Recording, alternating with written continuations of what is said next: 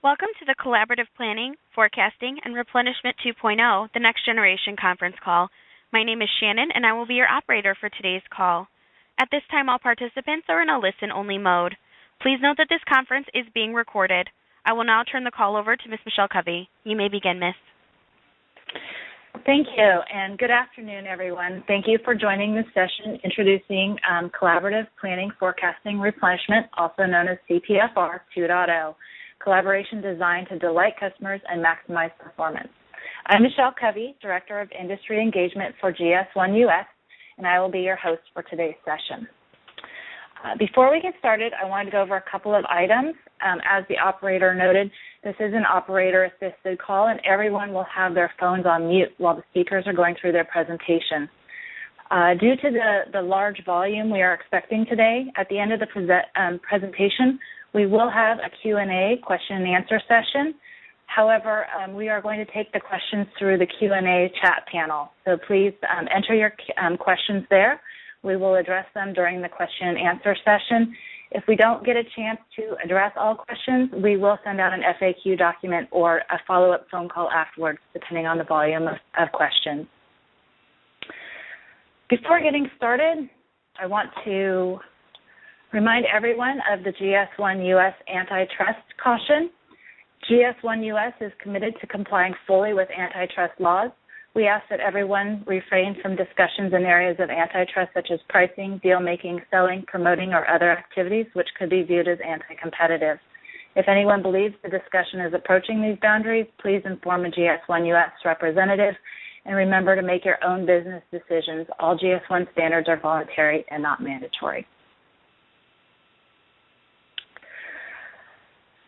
I'd like to welcome our guest speakers today. Today we have Inez Blackburn, Ron Ireland, and Jim Matthews presenting today. Inez Blackburn is currently President of Market Techniques and Innovations. Inez was one of the original CPFR trainers and led numerous strategy sessions and collaboration workshops. She has worked on numerous CPFR implementations and pilots and also served on a number of CPFR committees and industry think tanks. Inez is an internationally recognized speaker, a retail strategist, and the author of Pride, Passion, Profit, 7 Steps to Category Development. Prior to launching her consulting company, she was Vice President of Marketing at COT, where she was responsible for creating and launching private label brands and conducted numerous research studies on category management, shopper marketing best practices, and Generation Tech. Ron Ireland is principal at Oliver White Americas. While employed at Walmart Stores, Inc., Ron was one of the original founders of CPFR. Ron led the CFAR pilot between Walmart and Warner Lambert, which eventually led to the creation of the CPFR guidelines. While at Walmart, Ron was awarded the Visionary of the Year award for his design and implementation of the Walmart replenishment process, which included vendor collaboration using CPFR. Since leaving Walmart, Ron has led several CPFR implementations globally and has authored the book Supply Chain Collaboration, Implementing CPFR and Other Collaborative Best Practices. Jim Matthews is also principal at Oliver White Americas. Jim is one of the leading global practitioners in collaboration with many highly successful CPFR implementations. Jim focuses on establishing the optimal strategy for selecting and approaching the right partners in the supply chain. He then leverages best-in-class collaboration processes to quickly achieve the desired operational and financial results. With a passion for keeping it simple, rapid implementation, and a laser focus on realized targeted results quickly, Jim is a sought-after speaker and advisor to many leading companies. He also teaches the Oliver White public course, Integrated Supply Chain Management. I'd like to welcome our 3 speakers today and thank you all for participating in this webinar. And at this time, I'd like to turn the presentation over to Inez. Hello, everybody, and welcome. And I also want to say that the reinvention of CPFR and the launch of CPFR 2.0 has been a completely collaborative initiative, and I'd like to also thank both Jim and Ron for their tireless support, and Michelle as well for this. What we're going to do today is we're going to take you on a little bit of a journey, lessons learned, opportunities, introduce what's changed in the marketplace and what we need to do in order to help people on this call and industry in general compete in today's world. There's definitely a new world order in collaboration, and the world we live in today, it's not enough just to collaborate or collaborate to compete, people within your organization externally should be competing to collaborate.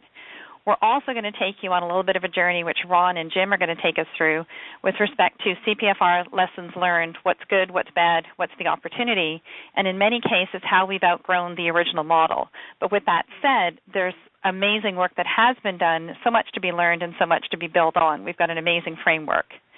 The other thing we're going to do within this session is we've leveraged a lot of the key learning from new ways of working together and how to basically truly collaborate, connect business information, and how do we prepare our people for change.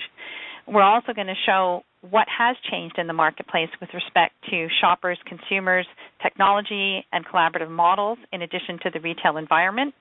And then finally, we're going to be introducing CPFR 2.0. And I also like to say that this is an evolution. A lot of work has gone into this, but it's a journey. Our destination is more efficiency across the supply chain, as well as increased profitability and jointly agreed growth. So this is just the first step, so we're really thankful that everybody's here. Next slide, please. One of the things that has really come to light in reviewing the original model versus the world we live in today is 3 touch points. One is the evolution and emergence of technology. The second thing is new shopper and consumer models, as well as the impact that that's had on the path to purchase and how we actually understand consumer shopper behavior and forecast demand. We do live in a world of the Internet of Things. We do know that the online presence is what's driving a lot of purchase behavior. So when we're looking at CPFR today, we can't just look at the forecast and the demand forecast in isolation of what drives that behavior. So we've recognized the importance and impact of mobile commerce and e-commerce. We also are looking at the impact and opportunity of social media, not in isolation of what it does to influence demand, but also how it can be used as a business case for visibility in the supply chain. And also we're looking at how do you connect all this information together to truly understand and collaborate. So one of the key areas of looking at with respect to this discussion is how these trends independently and collectively influence how we should forecast today. Next slide, please. One of the things also to look at, and I guess Ron will take you on a bit of a story and a journey, is that initially when CPFR came out, we had very, compared to today, archaic systems. We definitely had a point-of-sale system. You'd pull the point of sale and forecast demand. Now what you're looking at, there's such an explosion that the sources of information and data has geometrically increased. So now what we're looking at from collaboration is multiple touch points to collaborate, multiple departments, and multiple sources. So where there used to be one source of information, now it's the integration of the in-store and the online presence, and everything from mobile apps that are actually processing a transaction, to technologies beyond that. We've got interactive digital screens. We've got shopping carts. There's so many things that we have to be aware of in terms of influencing demand and the path to purchase. So one of the key things of this initiative is to really step back and recognize all the departments and sources of information that we do have access to, and how do we need to connect them, leverage them, understand them, and use it as a basis to predict. Next slide, please. The other thing, too, is when you're looking at history, you're looking at desktops and notebooks, and now you can see the proliferation. I don't need to go through them. It's all about tablets, smartphones, and technology. So historically, it used to be the PC that became the platform for collaboration, email, communication, internet, and things along those lines. And now it's the mobile capabilities and the strength of a mobile and the smartphone that's actually really changed the game. On one perspective, the path to purchase, where you've got an explosion and a geometric explosion in apps, where consumers are leveraging apps to basically influence their demand forecast and what their preferences are. In addition to that, you're looking at how the smartphone is being used to augment or complement traditional business processes. Anything from updates on a demand forecast to shipments to supply to also updates on demand signals and what could influence demand. So this emergence and convergence technology is creating an unprecedented ability to identify sensors in the demand forecast and the path to purchase in advance, and also multiple touch points for collaboration. So on that note, when we think about the original CPFR model and what we focused on, the points of contact and sources of information now have to be leveraged. So it goes beyond the confines of just the supply chain and the forecast, beyond that, driven by the emergence and convergence of technology. Next slide, please. Now what I'm going to do is I'm going to hand it over to Jim, who is an expert on DELL, and just to put in perspective what has changed with respect to why did we need to reinvent CPFR, and we can learn a lot from the DELL experience. So Jim, I'm going to hand this over to you now. Thanks, Inez. Just for context, I was at IBM at the time when DELL was really taking off. I wasn't in the PC division, but like HP, we certainly felt the impact of what we referred to at the time as a supply chain disruption. And by moving from a push to a demand pull model, coupled with innovative use of the Internet in the early stages, they changed the game. But from a business standpoint, what they had accomplished, first of all, was to give the customers or consumers choice, and that was customizing their PCs, and especially people that were more technologically savvy were getting the PC exactly as they wanted it, and cheaper and faster. As I mentioned, they were also leveraging the Internet and were very early adopter of online ordering, which really took off in the mid-90s, about 96, 97 for them. And with the elimination of the retail step, they took extensive cost out of the supply chain, with operating costs roughly half what their major competitors were. But what doesn't get talked about as much is it gave them direct access to consumer information, so they didn't really even have to collaborate to get that information. But they were wise enough to use it and harvested it very successfully to get insights out of that point-of-sale information and further develop their products. It wasn't a panacea by any means. Their cost DNA contributed to them not having an R&D investment, and it hurt them with later diversification attempts. And again, their roots being in cost control led them to an ill-fated attempt to outsource their call centers, which was part of their core competence. And if they had that to do over, I'm sure they wouldn't at least have done it in the same way. And although forecast information was shared with suppliers, it was very challenging being a DELL supplier, and anyone who was in that position, and I was later on, would know that a lot of the cost and risk that DELL had relieved themselves of actually went to suppliers. But and it was very tough, especially as their business started to get squeezed. But in spite of all this, they were certainly been one of the great examples of using supply chain innovation competitively to their advantage. And there's a lot to gain by picking up at least some of the pieces that they leveraged. And now with some of the many other tools and available insights, people who avoid it do so at their peril, just as a number of DELL's competitors did at the time. Next slide, please. Okay. Thank you, Jim. Another thing to point out is a lot of the business models of replenishment and forecasting demand, has changed. So, for example, ZARA'S collaborative business model is really changing it because of how they replenish items in store. They're compressing, the path to purchase, and they're really thinking, okay, what do we need to do to meet the need state of the shopper? How do we create a sense of urgency? How do we respond to what those demands are? And how do we change the game? So you're looking at a faster speed from runway to in-store, but then turning inventory faster so the shopper feels an impetus to purchase versus actually waiting. And this is just for demonstration purposes to say this is how, the game is changing. So, on that note, collaboration or CPFR has sort of evolved not from just, a point in time or plug and play, but to be more strategic in terms of the focus. Next slide, please. So on that note, we've seen an appification of social media and the path to purchase, and many, many consumers or shoppers are driving that.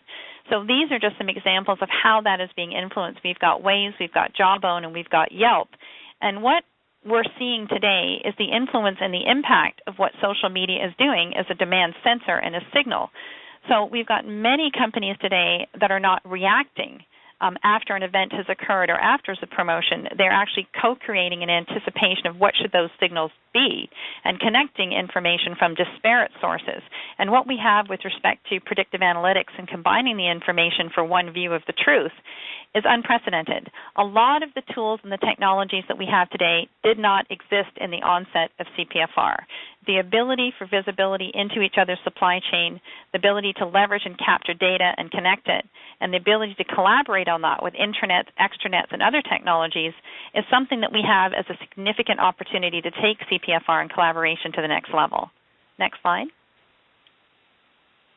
And also with millennials dominating the retail space with respect to employees, social media for business is exploding, where there's being tweets on the supply chain about shipments and on-time deliveries and late deliveries, and that's also coupled with emerging trends in technology such as RFID and EPC to think we also have an unprecedented visibility because of how we capture and track information across the supply chain, and notwithstanding the fact of how we can track inventory and movement within the store. So historically, CPFR has focused on the benefits of out-of-stock and on-time delivery and increased sales and in-stock demand.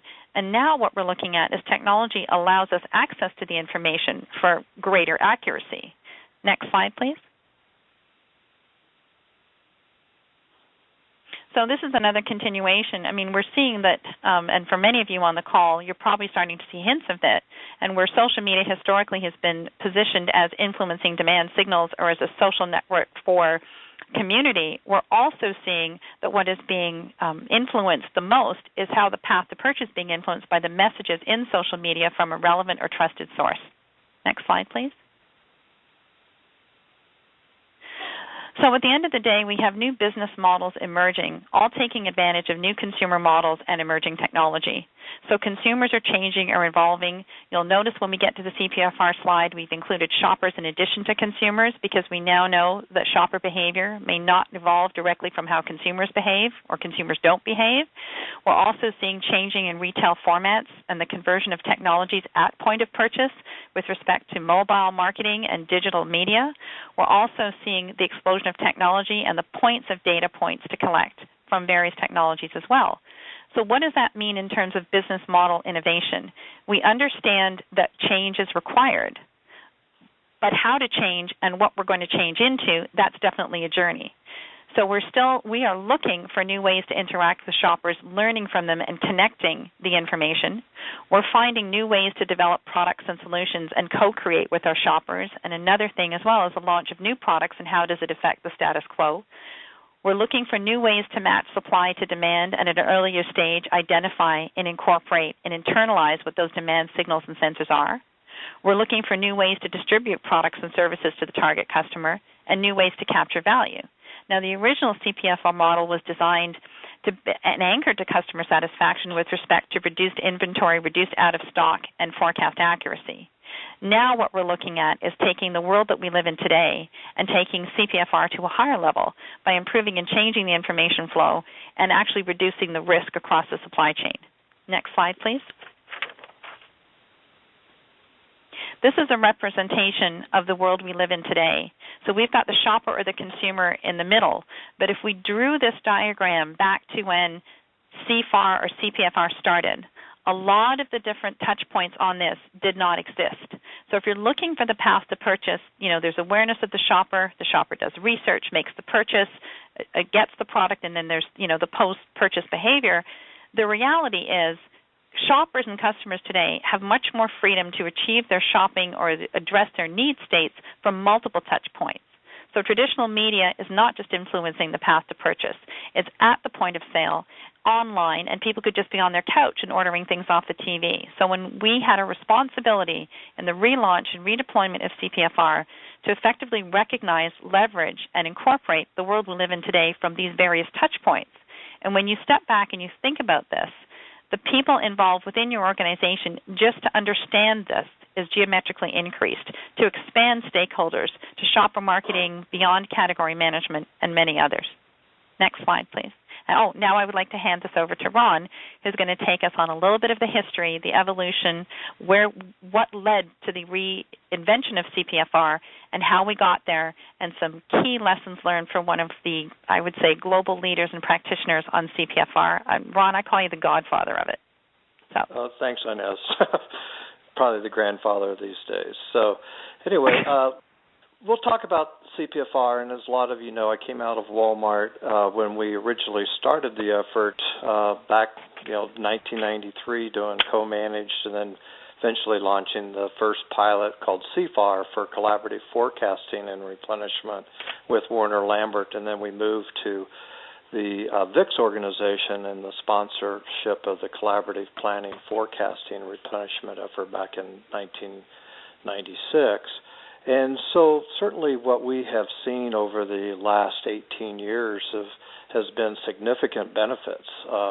Both Jim and I and Inez, all of us have seen significant results, saving tens, if not hundreds of millions of dollars for the companies that have successfully implemented. So there's certainly a lot of good, but there's also been a lot of lessons learned over the last several years, and we certainly have a lot of opportunities going forward. And as Inez has been explaining, a lot has changed in the last 18 years with technology. Most of the CPFR efforts many of them were based on Excel spreadsheets and with limited visibility, and a lot of internal issues, with trust internally, and the fact that we were very segmented or have siloed organizations, and we still today have a lot of companies that don't trust each other to share information or share data. So as things are evolving so quickly in a lot of different fronts, we still have to kind of go back in time and look at some of those lessons learned that we've had, and knowing that this momentum, this snowball is going to keep moving forward, and so we need to stay up with it, and that's why the advent of CPFR 2.0. So if we can go to the next slide, I'll talk about the original mission statement of CPFR, which was really to change the relationship paradigm between the trading partners so we could get more accurate information and help drive greater sales and profits and reduce inventory. It was really to come up with a win-win partnership versus the tradition of we win, you figure out how to win. And so we've evolved from that, and even though it's still a challenge today with many companies, those that have been the most successful really look at this as a win-win partnership. If we take a look at the next slide, we look at the original definition of CPFR and the objective, and that is to enable visibility, end-to-end visibility if possible. So where we talked about end-tier relationships, so it's the multiple links in the supply chain. If I could have that supply chain visibility, I can really add efficiencies, and I can be more proactive looking out ahead. We can look at our demand plans and our replenishment orders or our promotional orders, promotional forecast. But it's really sharing and being very open to minimize the surprises. And one of the things we always had heard from so many companies is when we asked them, well, what are you best at? The number one answer was, we react really well. We're really great at fighting fires. And what the whole purpose of CPFR was trying to do is, let's try to minimize the amount of surprises, the amount of firefighting. So with the objective being, let's improve our efficiencies. Let's try to be proactive in the extended supply chain and reduce inventories and improve our service levels, at the same time increase sales. So if we go to the next slide, the group back in the late 1990s developed a nine-step program. Started off with a front-end agreement, which we had to change that name later to an arrangement because agreement all of a sudden brought lawyers into it. So we started adding complexities, and we were doing joint business plans and sales forecast collaboration, order forecast collaboration, and the replenishment orders.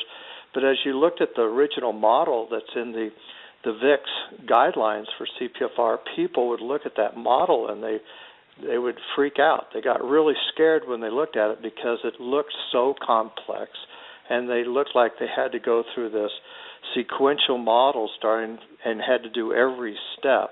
And we didn't intend it to be there. And although this whole thing is very valid, and I still use this today, this approach, we decided in the early 2000s to improve on this, enhance it.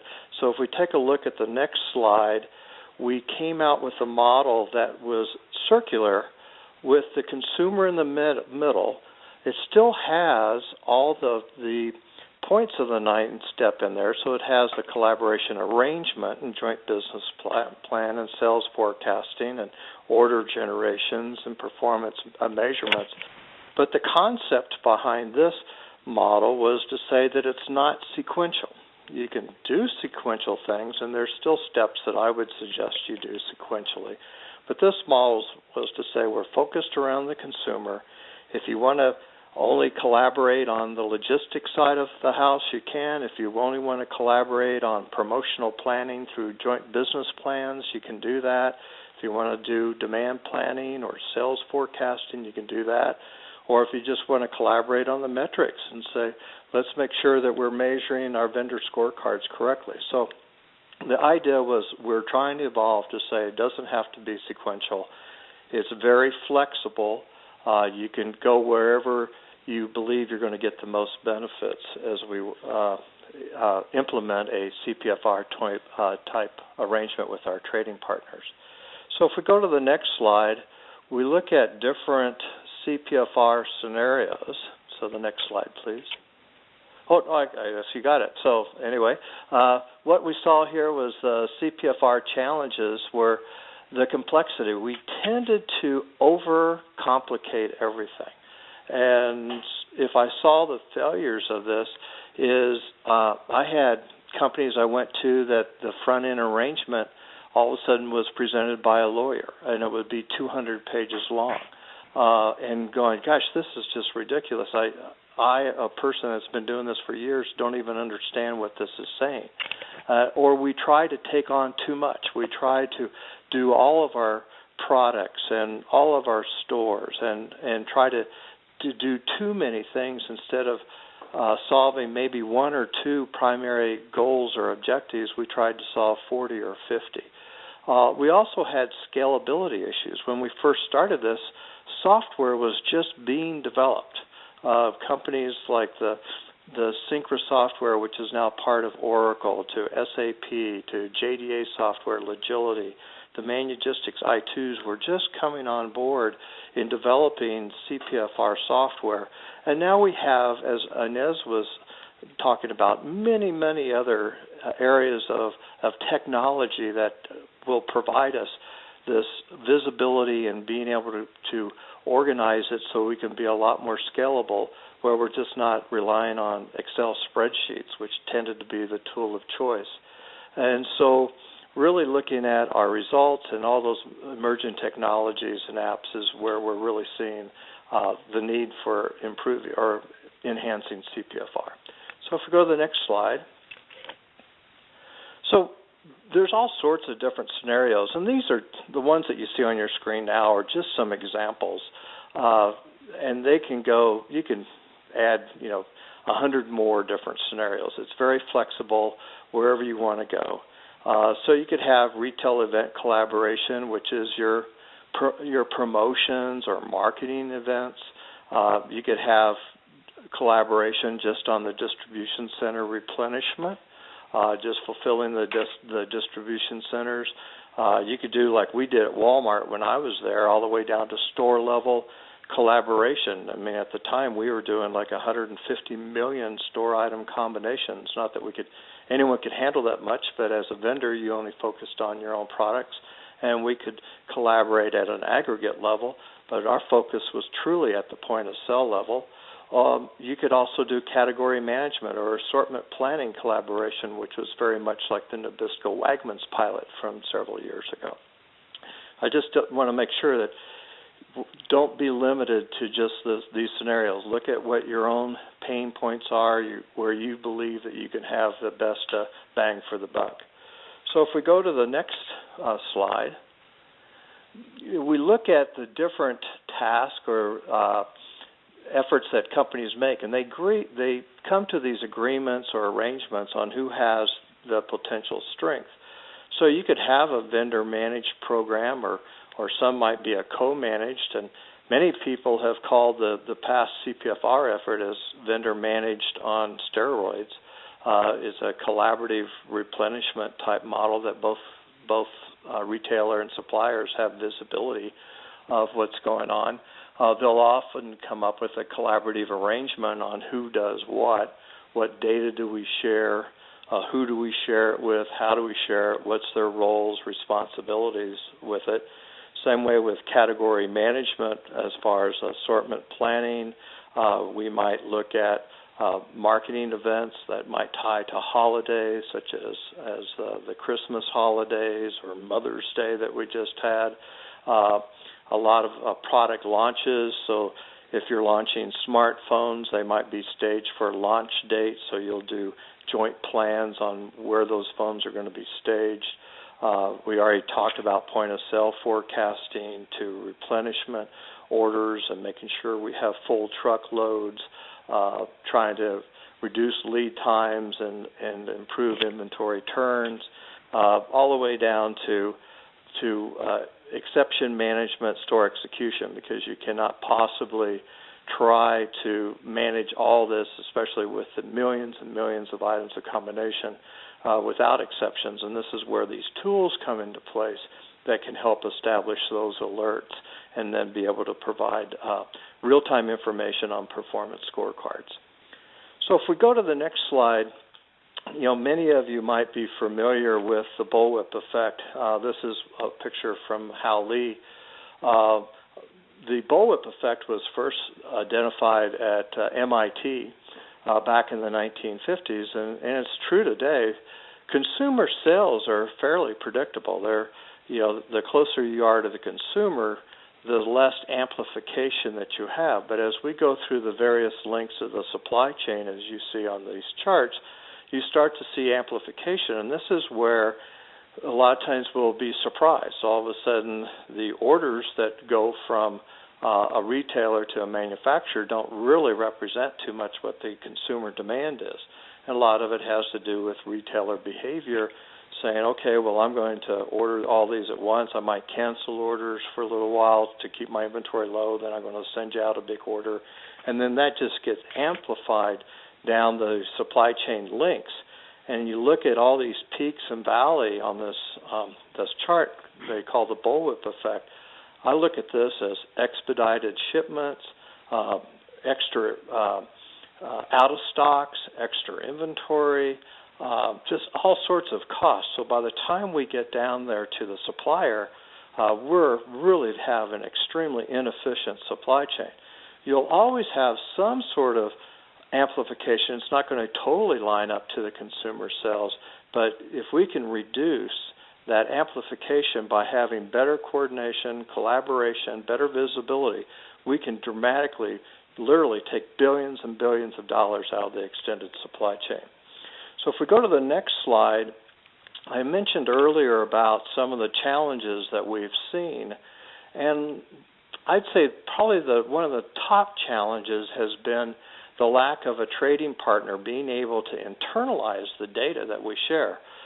Even at Walmart, where we had over 10,000 vendors that we would share information with, and over 1,000 that we would actively do CPFR with, we often found that when it came to the vendor side of the house, they either lacked the ability or their cultural issues or the tools to actually internalize that data. So we said, I can pitch you that data, but if you don't have the capability to catch it and internalize it and leverage that data, then you're going to be missing out on a lot of the benefits.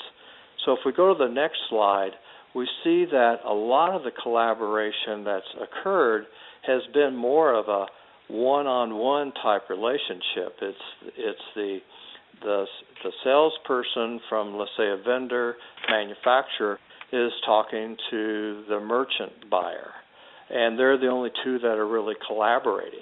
And so they might have agreements, they might know what's going on, but everyone else in the organization are often getting surprised with agreements that are made with that. So we go to the next slide, we're saying, well, really the ultimate way of doing collaboration is to have account teams. And so many of the retailers today do have full account teams where there is alignments and agreements. Could start with the executives, where the executives have agreed to have account teams and to have more of a collaborative relationship and have a better partnership for a better win-win partnership. You still have the sales and the buyers groups are always meeting, but now with the technology, you're having the IT groups talking with each other for business to business, and you might even have finance and even manufacturing and supply chain operations and warehousing and transportation and customer service. It goes on and on. The idea here, though, is now when we have collaborative meetings, it's no longer just a one-on-one person. It's often 4 or 5 people in a collaborative meeting, whether that's weekly or monthly by phone. That varies on your situations and who needs to be on there, but we're trying to make this more of an integrated process. So if we go to the next slide, the integrated business model here, or plan, a lot of you might be familiar with sales and operations planning, S&OP, been around for 30 years. This has evolved and been enhanced over the years, and now most companies are calling it integrated business planning, which for many aspects is your internal collaboration, where CPFR is often used for external collaboration or trading partner collaboration. We find for you to have a good catcher's mitt, to be organized, we need to break down the silos within your own companies and say, are you truly integrated when it comes to your product management? That portion on the right side says, who's managing the portfolio? Where's the new product launches, the phase in, phase out? Well, how is that integrated with our demand? What's the sales plans? What's marketing's plans? How is that integrated with our supply, from supply chain involvement, our logistics, our collaboration with our suppliers? The upper portion of the box where we have strategic management, well, how are we aligned with our strategy, especially with the changing environment as Inez went to? We're finding, 30, 40, 50% of retail sales are now occurring on the Internet. We're finding companies that are reducing the amount of stores they have, or they're changing store formats, or they're going to smaller stores, very much going back to the future, sort of like we had with the old Sears and Roebuck catalog stores, where now you can get your Internet shipments for free if you go to the store and pick it up. And so they're having to change formats. But what's the impact to a vendor on this? And as we have more and more international sales, whereas a vendor, you might have only been selling in North America, well, now because of the Internet, you're often selling your products overseas. And so you're looking as an executive, what's your strategy and how does everything else relate to it below the line there? And then how are my financials totally integrated with this? So as we evolve the IBP process, we're also seeing a greater need for it to link to CPFR 2.0. So if we go to the next slide, I'll turn this over to Jim.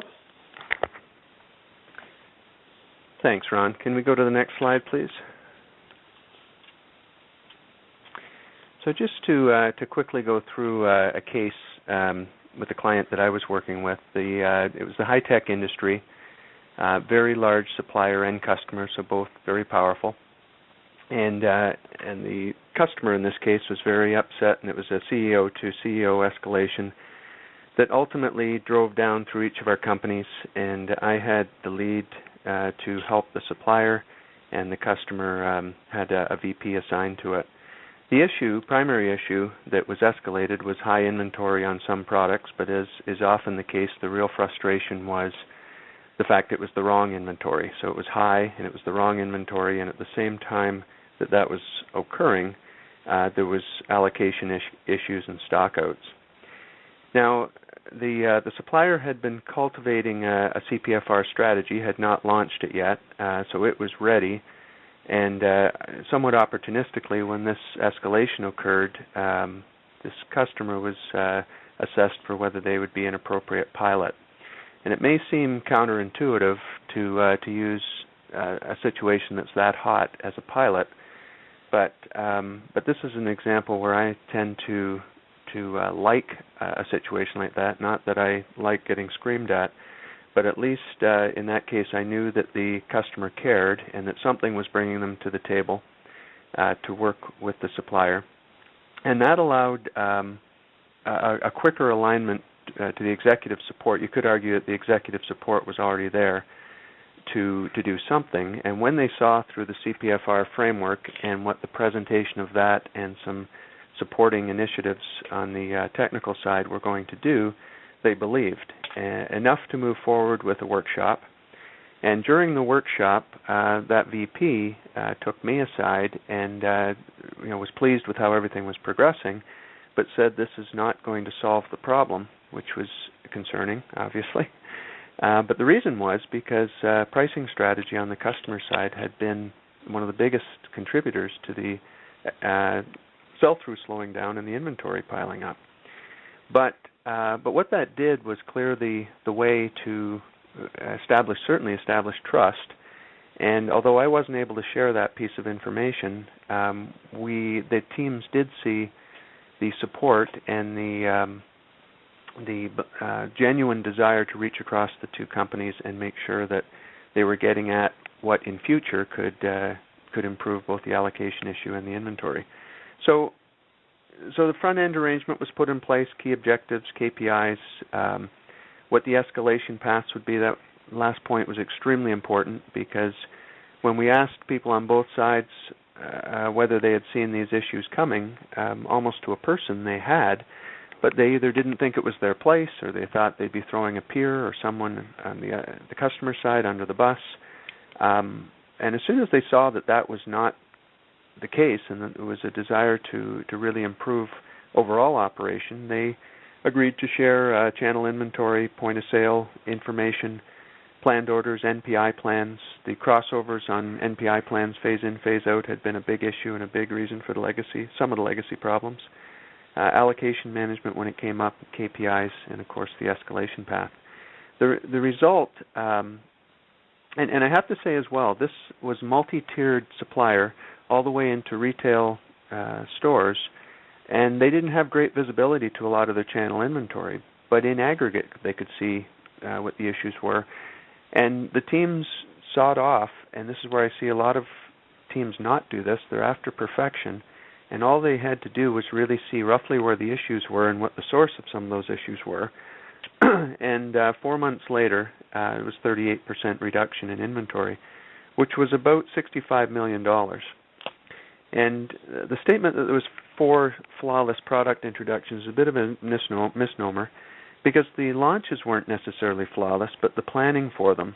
And if there was any slippage, the planning for safety stock or at least transition stock, a candid discussion around what may be required to bleed off the old stock under any scenario, that's where the teams really had their wins. And this customer was delighted enough not only with the project itself, but in general with what these principals could do.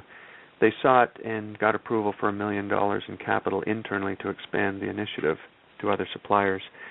So it's a win on all fronts, but the biggest win may have been the fact that the two operating teams, when we started, were tearing the daylights out of each other, as they often will where there's these kind of issues, and senior leadership just seeing some of the resulting KPIs that caused them the greatest grief. And by the end, it was almost comical the way they were cooperating kangaroo courts on who could forecast the best, because they now realized they had it within their hands to execute this. They were winning now, got it within a range that the pressure was off at the leadership level. And the principles can be very different, but the principles are the same. The circumstances can be different, but the principles are timeless. And at least some of these are applicable in any of the engagements that I've been involved in where they're successful. Next slide, please. Inez, were you going to say a word or two here? Sure. We'll tag team on this one. One of the things that's come up, and we've talked to a lot of practitioners about CPFR, and the opportunities, and what we're finding is that the rules of engagement for collaboration have evolved and have changed. There's an unprecedented demand in the marketplace today for collaboration, and also we're seeing that companies that do collaborate effectively have a significant and sustainable competitive advantage. But what does that mean? With respect to CPFR and the model, it basically means that we build solutions that leverage existing technology but with a focus on future technology, and looking at that from the context of the retail environment, technology, and the sources of data in which to collaborate. Beyond that, the rules of engagement collaboration have evolved because so many other departments now have to participate in collaboration. We can call it CPFR, but the internal alignment and the sharing and the connecting of business information and developing the skills that are required right now are absolutely critical. You can't overlook any piece of the path to purchase or the supply chain and expect to have the right answer.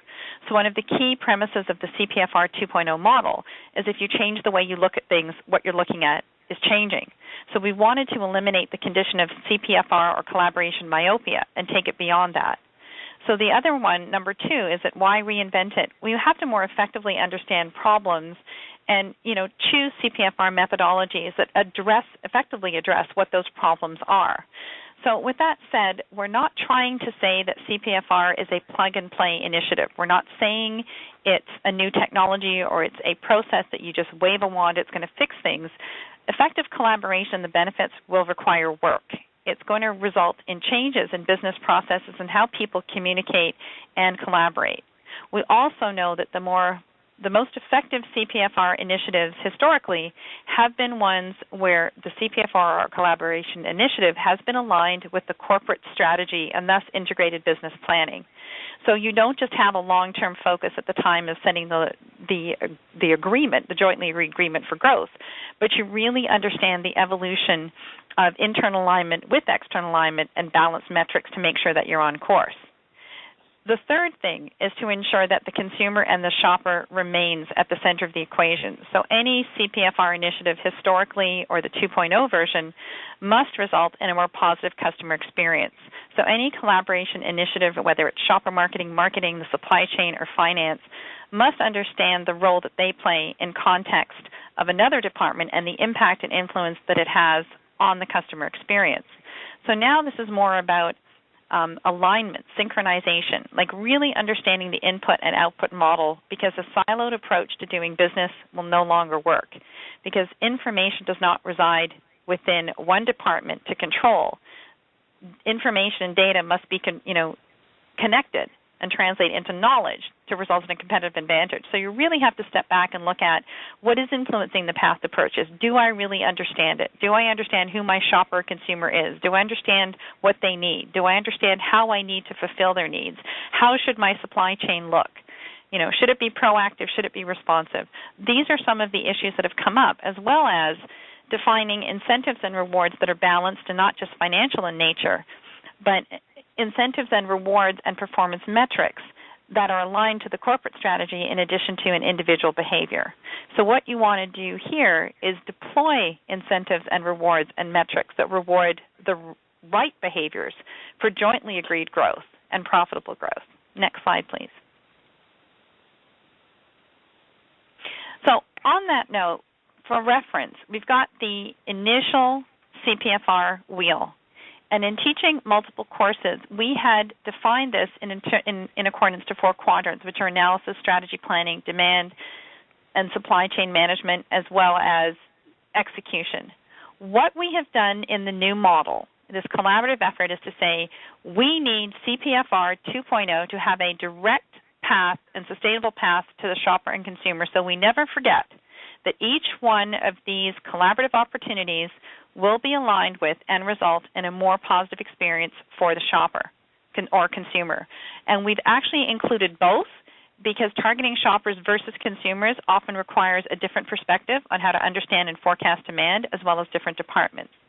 In addition to that, we've also made sure that the collaborative activities from the original model are reflected in the new model, with an addition of new opportunities to collaborate. So we can see that the new model now is aligned with the acronym. We have collaborative forecasting, collaborative replenishment, and collaborative planning.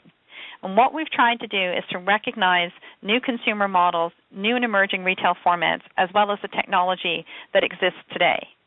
So what we're going to do is go into a little bit deeper now in each one of these sections. Next slide, please.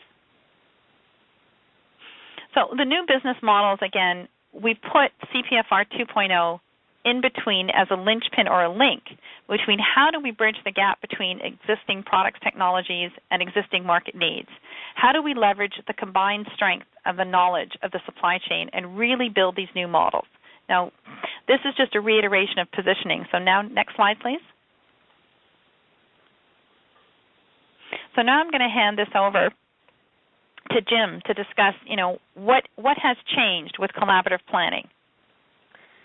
Certainly, Inez. So I already mentioned the importance of understanding your objectives and what problem you're trying to solve, and the case was an example of that. And one of the first things I do is, if you're asked to participate, to decide whether you want to participate in CPFR and what it is that you're after. And if you're proposing it to someone else, to, again, get as clear as possible what the value will be to them so that they would participate. And don't be fooled. CPFR gets used in a number of areas. So when Walmart shares their information and their data, as an example, or some retailers do, in and of itself, that's not CPFR. And when someone asks for you to support as a supplier a VMI strategy and presents you with a 200-page agreement to sign that Ron was talking about, in all likelihood, that's not collaborative either. You got to decide whether you're going to execute on that and whether you're going to play. But when it's genuinely CPFR, there's a greater level of participation and openness. And in the example that I used in the case, even the initial problem of a pricing change with the customer had contributed to the issue. But the real thing that we were establishing was to figure out what else was going on in future, what we could do to work together and prevent some of those erroneous situations that created excess inventory. Next step, confirm or plan to confirm executive sponsorship, which is critical. And then coming into this left side, the most important thing here is to establish a collaborative agreement. And as Ron touched on, where it says integrated business planning, or whatever process internally you're using, you have to be able to know how you're going to integrate that information and use it. And this is a sampling here. It's not exhaustive. And the whole use of this new wheel is to make it easier to pull off of here the items that you need to support some of those early steps towards your new CPFR relationship and business arrangement. Shows some of the core element and common considerations. And this left side also sets the stage for what will be considered out of the other sections. And before I pass it over to Inez, who's going to cover the collaborative forecasting, I don't think it can be stressed enough the importance of simplicity as well. And we won't go back to the previous page, but when all these new sensing tools and the various mechanisms to pick up demand signals, or inputs to a demand signal, I should say, it's exciting. It's also concerning, because the ability to then take those and figure out which ones are going to be most critical to collaborate on and which ones are going to be most important to develop a more accurate demand signal and drive your supply chain to, in some respects, is getting tougher. So as you look at this and as you go through and whatever questions you come forward with, please look at it as a bit of a smorgasbord to start with, and that they will be used in iterations towards some of the early objectives that you have and then built on. Nobody could consume them all at once, nor would they want to. Over to you, Inez. Okay, thank you, Jim. So in terms of the next slide, we're now going to talk about collaborative forecasting, and the primary goal of the forecasting section was to expand on the initial CPFR model to go beyond just point of sale and category plans, to say, you know what, there are so many more departments there now. We've got multi-channel, or some of the people online refer to it as the omni-channel. Shopper marketing is a new and emerging department. There's syndicated data, loyalty programs, and as you can see, we've also expanded the ways in which we can collaborate. So, for example, the collaborative activities are now having a collaborative demand plan by taking into consideration all of these touch points and departments, so that you have, a logical evolution from integrated business planning internally, where you include finance, to say, are we really internalizing the information that we have in front of us to have a forecast that really represents the quantum of the opportunity, as well as understand the retail and the consumer dynamics. So you can see that we've got collaborative forecasting. The activities are the collaborative demand plan, a consensus forecast, as well as collaborative production. And this has been designed to say, from a manufacturer's perspective, and this is, again, just like in the planning stage, this is just a sample of touch points in which we can collaborate. So they're sources of information, and in some cases will correlate to a department. The retailer also increased focus on shopper marketing, access to point of sale, category plans, social media, and loyalty. And there's many cases that you could have even more touch points between the two. But the whole focus of this is to step back and say, how do we get companies, first of all, internally to align, and then take that information for common view or vision and all that knowledge and say, how do we share this information with our trading partner so that we have jointly agreed growth on a continual basis? So one of the key things with the original model was, creating the joint business plan was on, or the agreement was on an annual level, then it went down to a quarterly level, and then a weekly level. The new model of CPFR 2.0, collaboration is not a point-in-time analysis. It's something that companies should be doing on a regular basis. And when you're looking at these different touch points in terms of information, does your company, in fact, have the technology to support this, to actually post, share, and connect this business information for the right view? Because it's also believed, 2,000 years of human history have taught us that if you have the wrong view or perspective, the action that you take will be flawed. And while there was tremendous insights and, market gains from the original model, we can go even further by expanding the consideration set and what we view in terms before we actually collaborate on the forecast. So it's connecting the pieces internally, then sharing them externally, and making sure that technology has been able to do that effectively. And what we're seeing is that companies that do lead have put in the technology in place to do that. Now I'm going to hand this over to Ron, who's going to talk a little bit more about collaborative replenishment. If we go to the next slide on collaborative replenishment, I think this is where we meet the money part. This is where the cost savings really come into play here, because we find so much excess. When I go back to that bullwhip effect I mentioned about expedited shipping and logistics and too much inventory, we're out of inventory. And so this is where we've set the stage for this collaborative replenishment, whether it's the fulfillment or the actual automated replenishment process. It could go down to your supplier, giving them visibility, giving them access to what their demand's going to be, looking at predictions and the analysis of predictions of what we see in the future. And as you guys most likely realize, the whole supply chain is shaping different. I look at Amazon as far as having so many suppliers now are doing the shipping for Amazon. Instead of having it go through their DC, they're saying now it's being shipped direct from the supplier, even though you placed your order through Amazon. And so as the whole evolution of the supply chain and the need for the end-to-end visibility, that we're all in it together. All the links in the supply chain are all centering around the consumer and the shopper that are out there. So we're working together in partners and say, how can we actually collaborate on the fulfillment, on the replenishment, the actual execution, the distribution, as we work into this partnership to help smooth that bullwhip, help take cost out of the supply chain, how to minimize the inefficiencies, the surprises that we have. How can we make sure that we have full truckloads, that we're not having to airship everything? And so that's what this whole purpose here is, to say, looking at the world today where 30, 40, 50% of the shopping is now on the Internet, how does that change my supply chain and fulfillment that I have? And how do I leverage this so I can be as competitive and be the strongest link in the supply chain? So if we go to the next slide, and I think, Inez, you're going to take it here. Okay. Yep, this is truly a collaborative presentation. So we just wanted to emphasize that, in the original model, you can see that we've kept the salient features of it. We really think it's critical, to have that direct alignment to the consumer and the collaborative touch points. But while we're looking at the new model and you think, oh my goodness, this is really more complex, it's actually not. It's designed to say, what are your burning platforms? Is it with respect to the forecast? Is it replenishment? Or is it in the planning stage? The other focus is to say, have a longer-term focus and be more strategic.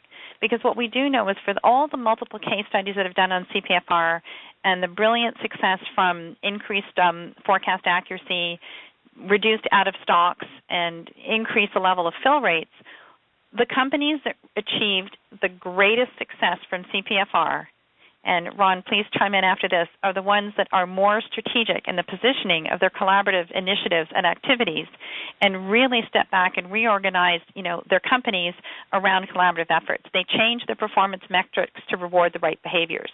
They invested in people to develop the skills to be able to collaborate more effectively. They invest in technology to create platforms in which they could collaborate.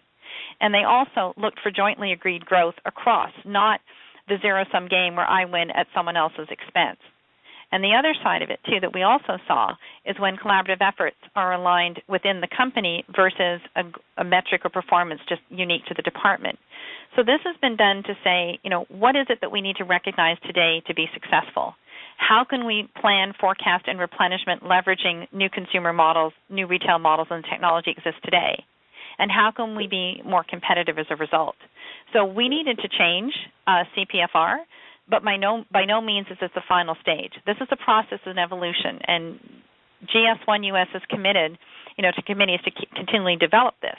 We just wanted to share with you the first step towards collaboration, greatness, and efficiency. So next slide.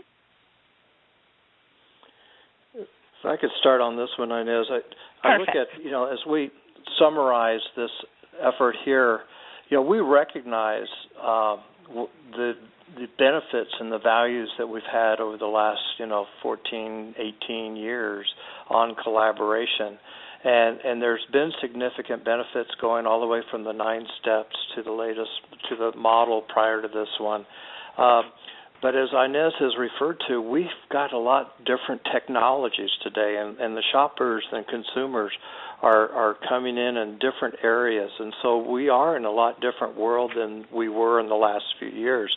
So that's where we have these new consumer models. And as Inez was talking on the prior slide, you can either be a company that is being strategic and looking forward and being proactive, or you can be a term that we used to call vendors at Walmart that weren't. We called them the victims. They're the ones that's going, oh, woe is me, Walmart's beating me up. Or you can be the very proactive vendors, like Procter & Gamble, SC Johnson, a lot of those, Kimberly-Clark's, were very proactive and involved and becoming true partnerships and taking costs out of the supply chain.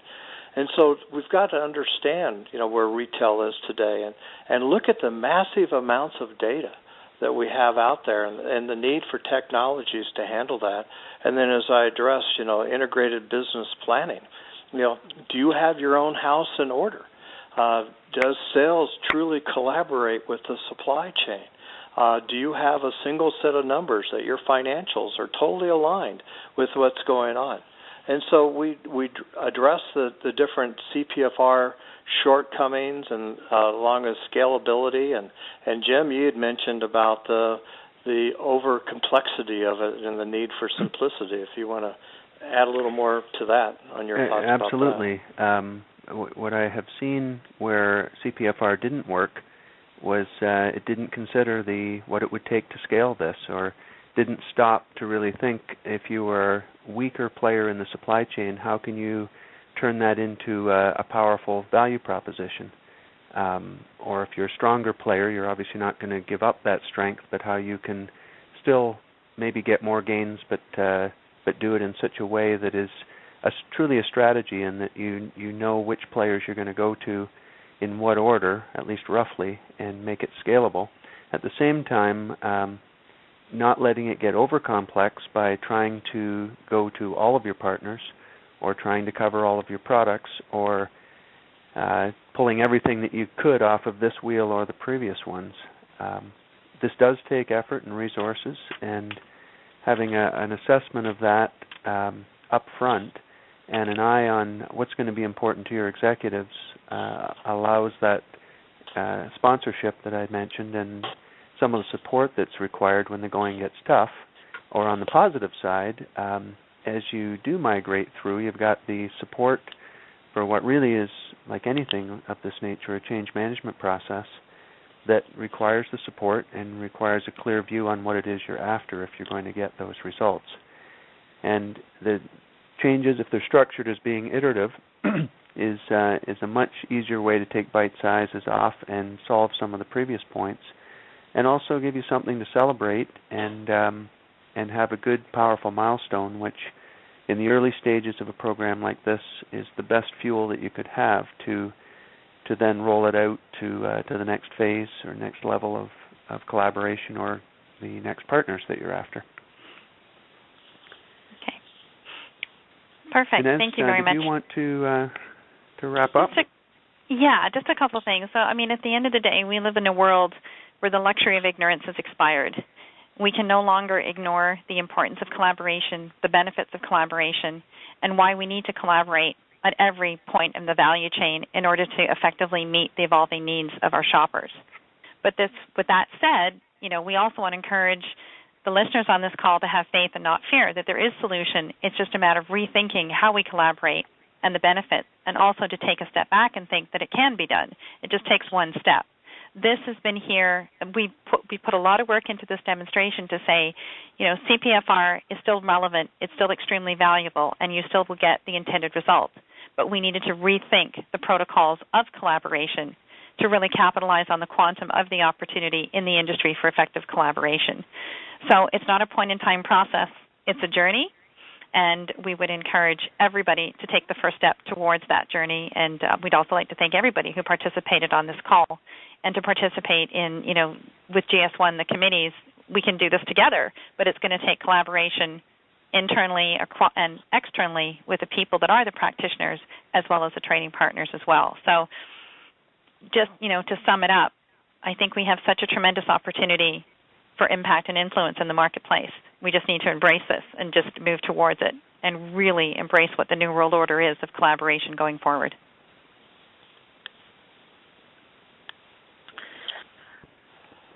So at this time, thank you guys, Inez and Ron and Jim. I really appreciate all of the hard work you put into this webinar. At this time, if anybody has any questions for the presenters, I don't see any questions in the Q&A panel. So if anybody has, they're starting to come in now. So if you guys have any questions for the presenters, I'll go ahead and read through them. We'll try to address them with the time that we're given. The first thing is, what do you think about CPFR's effectiveness for a consumer electronics manufacturer? Does anybody want to take that one? Jim, that's your area.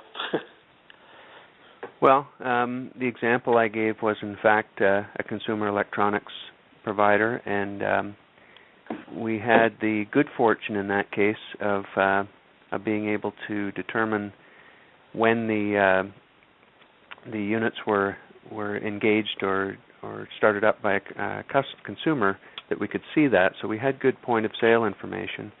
I don't know how that particular client could have understood what was in the channel without the collaboration process, and they utilized distributors extensively as well. So the problem was terrible and went well beyond the example that I gave until they collaborated, understood what information they had. And in that case, and it may be a little bit unique, but the principles again would apply. The supplier actually had some of the better point of sale information, and as soon as they shared that and they started squaring on what the real issues were, they were able to get the gains that I shared in the case. And there's many other examples that I had of customer and supplier having two different execution plans, two different business plans. There was a myriad of different problems. And I guess I would say for consumer electronics it would apply as much as anything else. But in all cases, the real breakthrough came with people finally starting to talk candidly about what they were after and what they maybe had that could solve some of the overall issues. And I think Ron touched on it earlier. The ability to see where potential value between companies was easy.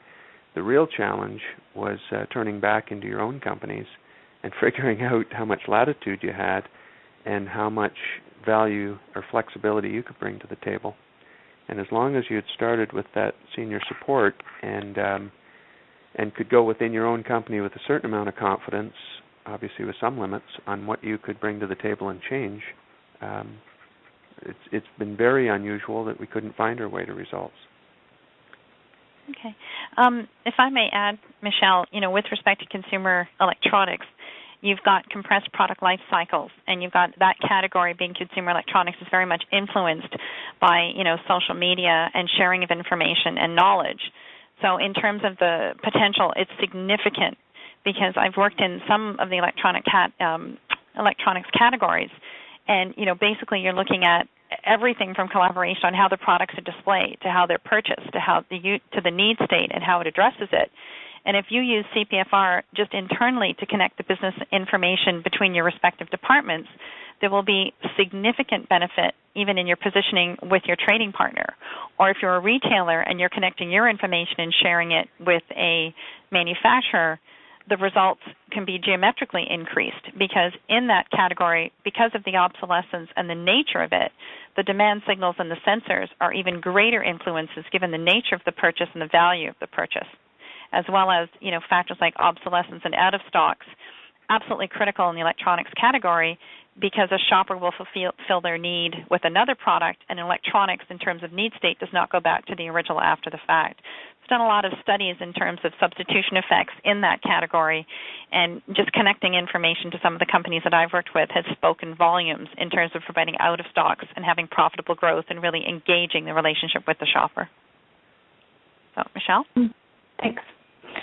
Thank you. We have another question on the question panel. This particular respondent asked, you've talked about incentive rewards and behaviors. Can you please give us an example to do so? Any of you want to take that one? Sure, I'd be happy to. It's Jim. Part of it is just overcoming some legacy issues. So just a few examples. The end of quarter dynamics that sales groups and many times executives are rewarded for hitting, in spite of wreaking havoc on their supply chains and even the customers at times. So find just understanding what some of those quotas. An example could be a binary quota that if you make a number, you get a full payout. And I've known companies that if they miss that, they get nothing or very, very punitive rewards. And in cases like that, we will have powerful information available that the sales group doesn't even want their own company and supply chain to see for fear that they will intervene and potentially do the right thing and maybe not stuff a channel or not drop price just to incent volume at the end of a quarter. So it's really that's a couple examples that I've seen. I've even seen private companies that will. I saw worked with one company that incented on a monthly basis just to simulate the performance and the accountability that they were after to be similar to a public company, but in the course of doing that, created a monthly hockey stick that was completely decoupled and unconnected to what their customers really needed, and even what the purchase orders were indicating until they manipulated it and pushed what the customers didn't want. If you follow your way back through the dollars and incentives, it almost always leads you, if people are open, to what's really going on and what the problem is. Okay. If I could add something else, also if I can just jump in here quick, is sure. A lot of retailers are now considering different ways of payments, and they've already implemented it. So a lot of them are doing pay-per scan, so like a consignment type approach. But many of them now are considering saying, well, I'm going to base the payment terms based on inventory turns. So if I or you turn inventory every 30 days, then we'll make sure we pay you every 30 days. But if you don't turn inventory for every 6 months, then we'll pay you every 6 months. Well, certainly That might be, you could say that's I win, you figure out how to win. But the idea here is if we can really collaborate, be more efficient, make sure we have just the right amount of inventory and not too much, then we can certainly benefit from payment terms and keeping overall costs out of the supply chain. And I know in the very beginnings of CPFR we talked about risk, reward, those type of things. But when we looked at it, we said, if we truly are in a collaborative environment, we both are going to win.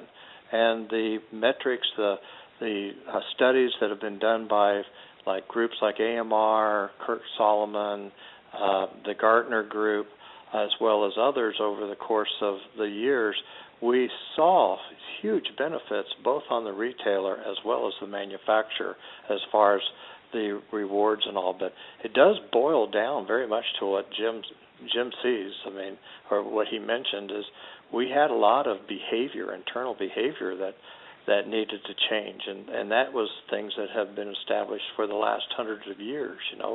It's the end of the quarter. Salespeople are going to make sure they get their quarter, so they're offering deals, and all of a sudden we have a self-inflicted bullwhip effect and surprises everyone. And those are the biggest challenges that we have on trying to manage incentives and encourage the right behavior. And the other thing, if I may add, I've seen a lot of companies that have actually effectuated non-financial measures in addition to the traditional ones, where when they initiate down a CPFR path, they actually create metrics around customer service levels internally. So how well does marketing support sales, and how much does sales support category managers? And departments are allowed to score each other. The other component, when they do have meetings and collaboration zones and think tanks, they give rewards to departments based on attendance, participation, and contribution to that. So there's a need to compete to actually do that. And the other side of it is aligning what those metrics are to a corporate vision. So if the corporate goal is to increase customer satisfaction or delight the customer, how do you align a metrics within a department to that corporate objective? So you don't have these orphan metrics detached from the corporate goal or strategy, because that was one of the challenges that we saw, as well as external metrics, looking at your trading partner's satisfaction or a collaboration metric as well. And there are different scorecards that we will be introducing in CPFR 2.0 to say, it's never going to be a perfect world, but these are things that you consider to have a more collaborative world. Okay. Great. Thanks. We have one other question. The question is, do you see account planner as a salesperson? Have you seen a company in which only one person plays both roles, the account planner and the sales? Any experience on that one? Yeah, in my experience, it's a different person. It does depend on the industry, but if someone is what I would call a more pure salesperson, then some of their objectivity or their interest to dig into some of this is limited, and certainly the data analysis and some of the conclusions, especially if it's what they don't want to see, and if in parallel they're incented to sell and even argue against some of the existing data and take the actions to bring numbers back up, then they could be in a rather poor position to do some of this.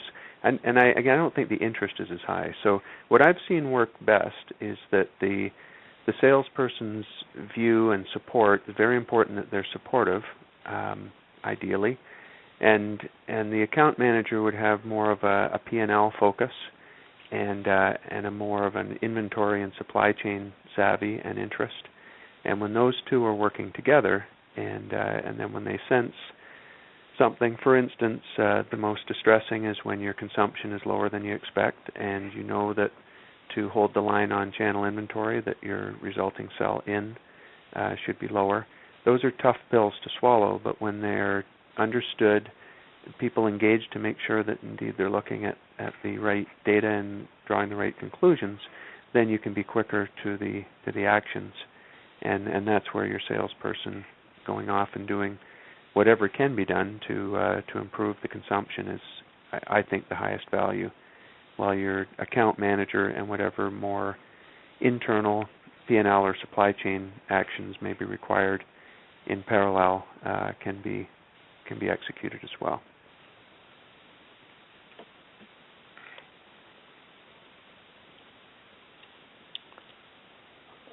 I agree with you, Jim. Great. Does anybody have anything else? I don't see any other questions in the panel. One of the things I do want to highlight before we end the call here, for those folks that are interested and want to learn more about what we're doing with collaborative planning, forecasting, and replenishment and CPFR 2.0, we do have a work group here at GS1 US. We're always committed to working with industry on evolving best practices and guidelines. So if you're interested and want to get involved and want more information, you can reach out to us via this email, apparelgm@gs1us.org. We also do have a one-day seminar. That the first one we are presenting will be on Monday, June 9th. It is in conjunction with our GS1 Connect conference in San Diego. There is a one-day course on that Monday from 8 to 5:30 where we're going to take a little bit deeper dive on this CPFR 2.0. So if you're interested, there's the link here. This PowerPoint will be presented or shared with everybody after this webinar. Or, again, if you need some more information, you could reach out to this email address, and we can get you the information if you're interested in attending. And then I don't see any other questions, so we'll go ahead and we'll complete this webinar. So this completes our scheduled time for today. So I want to thank all of our speakers for their valuable insights on the introduction of CPFR 2.0. And I also want to extend a thank you to all of the listeners here and for attending our webinar. And again, stay tuned. We'll be sending out an email follow-up within the next day to 2 days with a link to this webinar and some more information. And we appreciate your attendance. Thank you, ladies and gentlemen. This concludes today's conference. Thank you for participating. You may now disconnect.